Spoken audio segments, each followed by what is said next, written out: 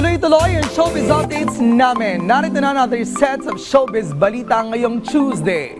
Rodjon Cruz ipinahayag ang pasasalamat sa kanyang asawang si Dayan Medina dahil sa ibinigay nitong suporta sa kanyang career. Sa isang exclusive media conference, dito ay binahagi ni Rodjon kung gaano kalaki ang naging papel ng kanyang wife na si Dayan sa kanyang pagkapanalo sa Stars on the Floor. Ayon kay Rodjon, ramdam na ramdam niya ang suporta ng kanyang wife na kanyang mga anak na sina Joaquin at Isabela, pati na rin ang kanyang kapatid na si Raver simula nang sumali siya sa competition hanggang sa finale nito. So, walang pasalamat sa wife ko kasi sobrang supportive talaga niya. And nung nanalo ako, umiyak din yan kasi alam ko yung love niya sa akin. Kasi siya yung nakakakita na pag umuwi ako sa bahay na ang sakit na likuran ko. Pag gumigising ako, may stiff neck ako, sakit ng braso ko. Sila ni Raver, yung kuya ko, si Kuya Omar, nagpapalakas ng loob ko. And syempre yung mga kids ko, si Isabela, marinig lang yung Stars on the Floor, pumapalakpak na yan eh.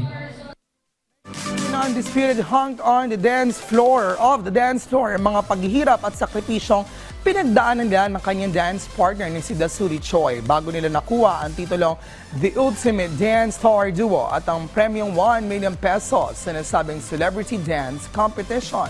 Pero dahil sa presensya ng kanyang pamilya ay iba ang confidence at lakas ng loob na na-feel ni Rodjon sa finale ng kompetisyon. Kaya confident din ako palagi. Yun kasi yung lagi ko iniisip yung mama and papa ko in heaven. Siyempre gusto ko na maging proud sila sa akin. So yun yung inspirasyon ko talaga.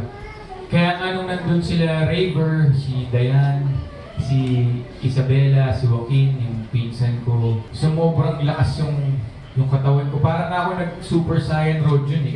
Ito yung moment na gusto ko maging proud sila sa akin na paglaki nila, uy, dati ko yan, yung champion. Tapos yung wife ko, nanonood si Raver, alam ko na magiging proud sila sa akin. So pinagputihin ko talaga at binigay ko yung best ko. Say pa ng actor-dancer, pagkatapos ng pagkanalo na sa dance competition, ay may nakaplano na sa kanyang acting career at magtutuloy rin sa paglabas sa isang Sunday noontime variety show.